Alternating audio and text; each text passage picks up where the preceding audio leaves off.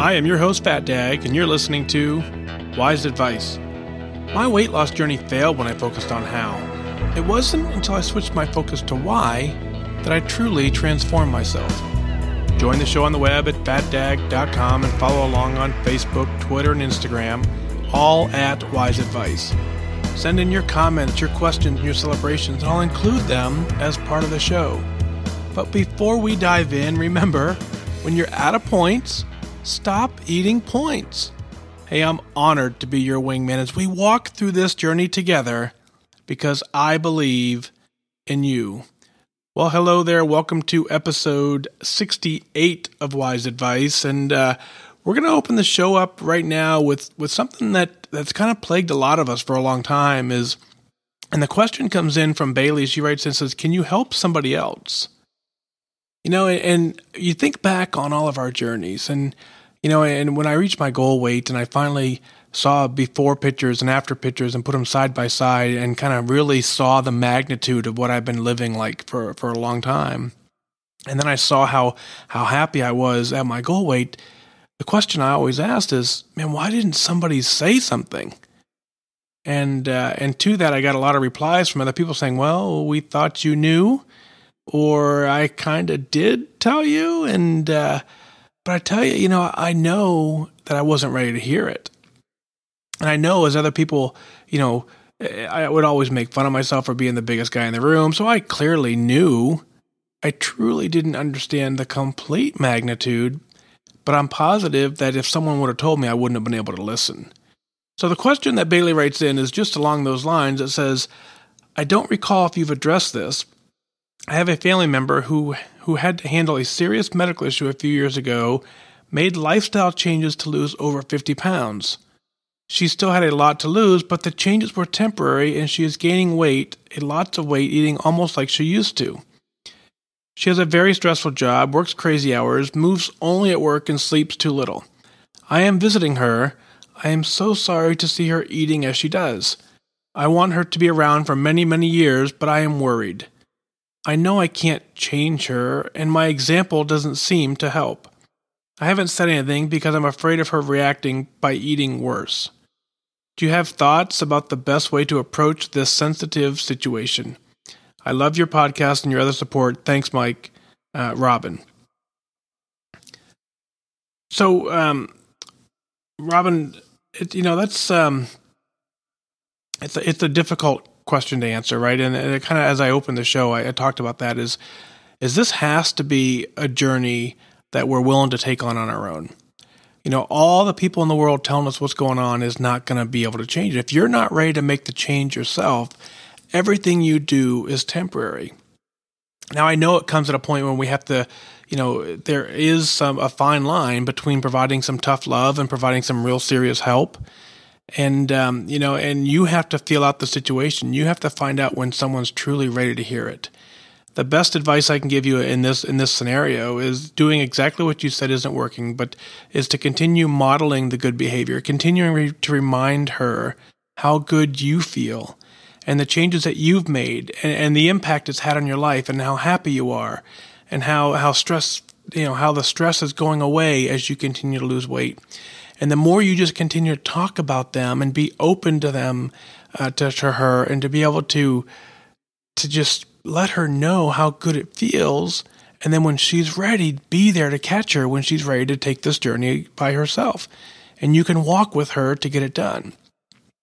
Now, I don't know what good it would do.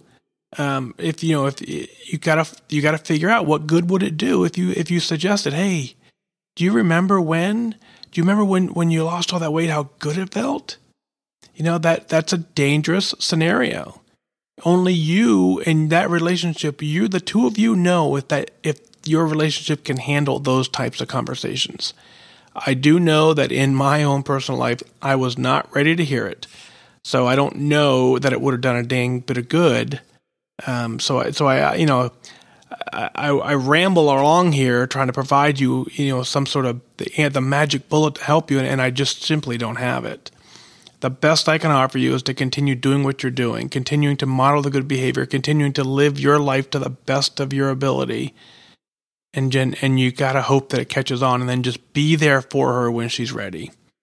So, and I really hope this works out for you. I wish you continued really good focus on your journey so that you can have an impact on others. Joanne writes in, she says, "Hello, Mike. I loved your recent Connect post about your 3 personality traits and how you value yourself as a person, not just the scale. I am just reaching goal, down 32 pounds. I am learning to navigate maintenance. I have joined Weight Watchers several times in the past. I have a love-hate relationship with the scale for years. I either, 1, ignore it, ignorance is bliss, right? If I don't know how much I weigh, or I won't get depressed by it, or do anything about it, or, number 2, obsess about the number that I see. Well, now thanks to you and to Weight Watchers, I do neither.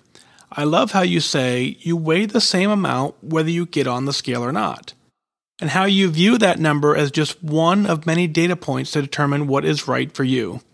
Thanks for teaching me that. I have your voice in the back of my mind now as I'm trying to figure out the right balance in lifetime mode instead of weight loss mode. It will be hard, but I know I can do it and never plan to gain the weight back. It will only give me a new start date. Thanks, Joanne." Well, Joanne, you are absolutely paying attention. Congrats on making goal. You're doing fantastic work. Is when you got down 32 pounds to reach your goal weight. You did not do that by accident. You did that by deliberately focusing, by deliberately, paying attention to your journey and getting it done. Now, as you know, as you're losing weight, that scale provides some significant data points that remind you along the way that you're doing the right work. When you get to lifetime, 1, you no longer have that data point to kind of keep you motivated in that direction. But 2, it's exactly like you said, is we either obsess about it or we ignore it. And the point that I'm trying to teach you, which you've obviously got a good handle on, is that you absolutely do weigh the same whether you hop on the scale or not. Now, if you're working the plan and you decide not to get on the scale, then how do you understand and how do you validate that the plan is working? And on the flip side of that is if you're not working the plan and you don't hop on the scale, how do you know what you need to do to set into place to get the plan to work for you?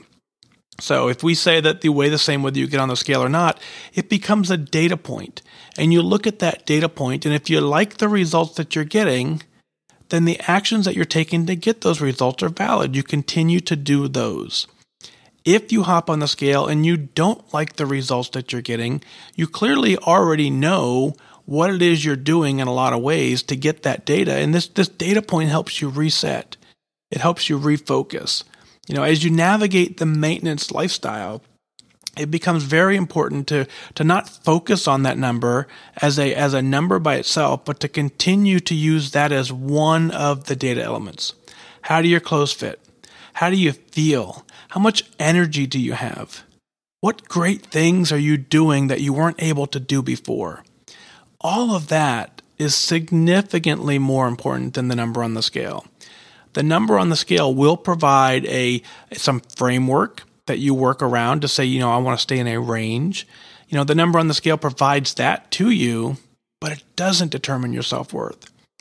Not at all does it determine how good of a person you are and how much you're out there changing the world and how much you're out there getting some amazing stuff done. None of that is measured by the scale. In fact, the only place we look at the scale number is in this community. Right? When's the last time you went somewhere and someone said, I'd like to see your resume and your weight entry? It never happens. When you go for job interviews, they don't ask you how much you weigh. They ask you what your accomplishments are. So you focus on them. If you get the scale number to where you want to be, you'll have a much greater chance of getting greater accomplishments in other areas of your life as well. Thanks for your email. Barbara writes in, she says, "Hi, Mike. After 12 times joining and quitting Weight Watchers, because of you, I finally get it. My why has been shallow every single time. Now that it's number 13, and with your help, I have defined my why. Deeper thinking about my why and writing it down has convinced me that this is the last time. Let me share my why. I think of it also at every meal. It brings tears to my eyes because it is so important. My why is because I want to be at my granddaughter's wedding. She She is 10, going on 21 in October. She is my closest granddaughter of all of my 8 grandchildren. I need to be healthy and happy to be at that wedding. I hope to meet my great-grandchildren also. I just wrote down my family tree, and I realized that my grandmother, who was the only relative that lived long enough to meet 4 of her great-grandchildren, she lived to be 89. With that said, I am determined to get to my goal. I see my granddaughter once a week, and she is a constant reminder of my mission. I asked her and her little brother to keep me in their daily prayers that I might stay on the program. I know they don't understand the reason, but their prayers will be heard. I believe their prayers will be answered. God bless you, Mike, and your mission in this life. I'll share your podcast at my weekly meeting. Barbara out of Spencer, Mass. Barbara, that's powerful stuff, right? When you find your why, you have the ability to get it done. When you find your why, the how figures itself out. What I want you to do is I want you to write this down in the email that you wrote to me. I want you to put it somewhere else. I want you to put it in your own handwriting. I want you to look at it. I want you to, once a week, I want you to pull this thing out and I want you to read it. I don't want you to share it with anybody else. I want you to share it with you. Now, I really appreciate you've reached out for prayers from your grandchildren, but it's not their responsibility to. You owe the responsibility to yourself. And you have the ability to get this done. Their prayers certainly will help guide you and certainly will give you some of the strength.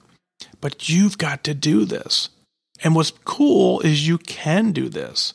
You know, I want you to read that why often. And I'm very happy that you've restarted on number 13. Number 13 is where you're going to get it done.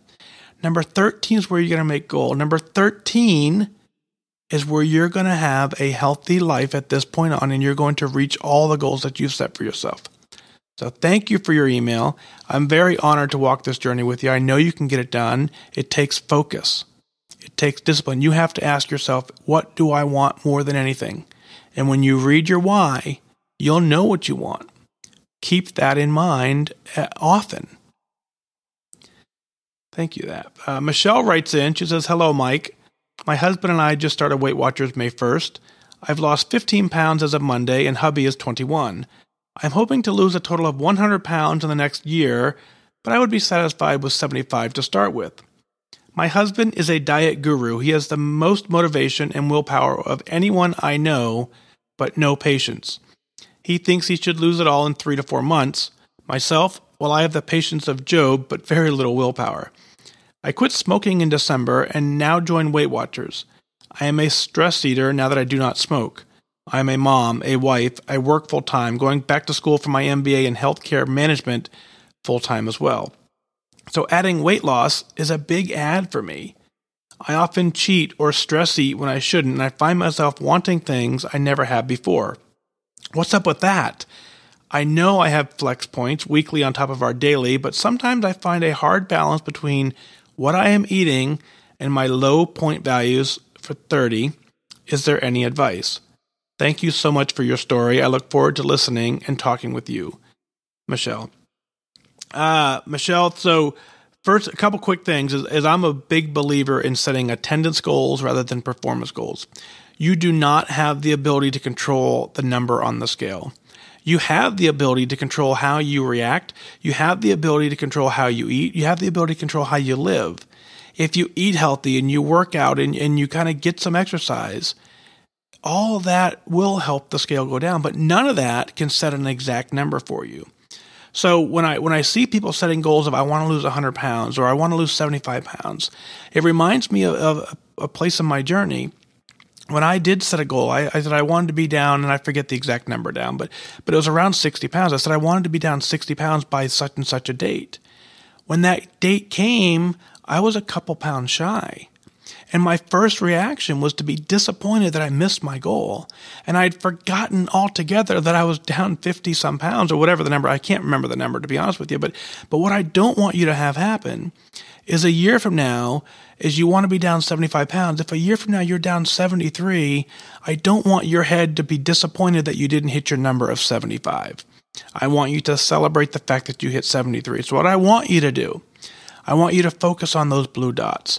I want you to focus on eating within your healthy point range. I want you to focus on getting a little more activity every single day. that will carry you to goal. Now, I understand what the difference between you and your husband working the plan together.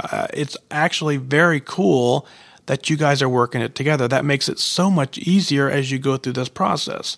If you've quit smoking, you have the willpower to do this. You have the internal discipline. You just have to focus it in this area as well. Now, I completely understand you have a lot going on. And all that going on does play into how much focus you can dedicate to this part of your journey. I can tell you that this part of your journey is the most important.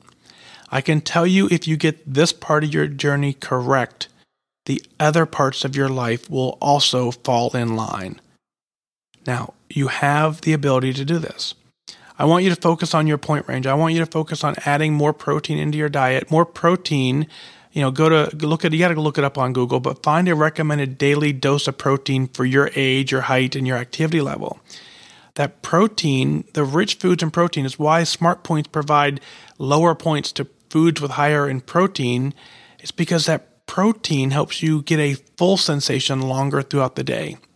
So a lot of times when we find out we're hungry early on, it's because the foods we eat don't carry enough protein for our bodies to work with. So focus on that. Focus on getting it done. You absolutely have the ability to get done. You rely on your husband. The two of you working it together is extremely powerful.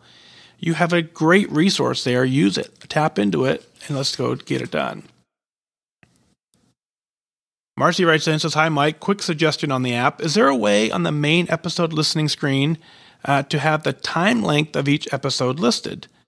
I know I can see the time if I click on an individual episode and then open it, but in the podcast app, it shows the length right on the feed. In the podcast app, it's nice. In a nice case, in case I have only 25 minutes or so to listen, I can pick a shorter episode. But on the days where my commute is longer, I know I can pick a longer 40-plus minute episode." So let me know what you think, Marcy. Marcy, thank you so much for that. So here's the deal. I've sent that off to the development team as a suggestion for them to implement. We'll see what they think of that as well. I think it's a great idea.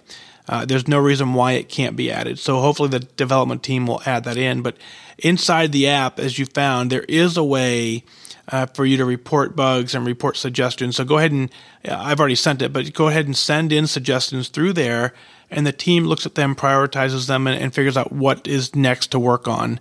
And so that's a great avenue for you to provide support. I'm glad you're liking the app. I think the app is a game changer. I hear a lot of times people who don't have a clue what a podcast is. They don't have a clue how to access a podcast. And, that was me not too long ago. But certainly most of us know how to access an app at this point. So the fact that you can go to the iTunes store and search for Wise Advice, you can go to the Google Play Store, search for Wise Advice, makes it a lot easier than trying to figure out what podcast app and how to subscribe and how to do all that. So I'm glad that you like the app, and I appreciate all your comments and suggestions, and we'll certainly work on getting them implemented. Thank you so much, Marcy, for that. Lastly, last week I ran a giveaway for I've been wearing this Withings SteeleHR fitness tracker for a little while and had some sleep monitoring, and then Withings gave me one to give away. Just want to give a shout out now to Anna K, who was selected randomly as the winner. So the email's been sent out, and we've already confirmed it, and any day now she'll get it in the mail. So I think that's very cool. Thank you, all of you, for entering. I think this is something we're going to try every once in a while, right? I think it was neat. I want to reward you, and I want to keep you engaged, and and when I have an opportunity to give things like that away, I definitely want to take advantage of it. So keep on the listen for that, and we'll work it in here. But what is it that you're celebrating? I want to share those on the air. Go to FatDag.com, click on Listen Now, send in your celebrations, your comments, your questions.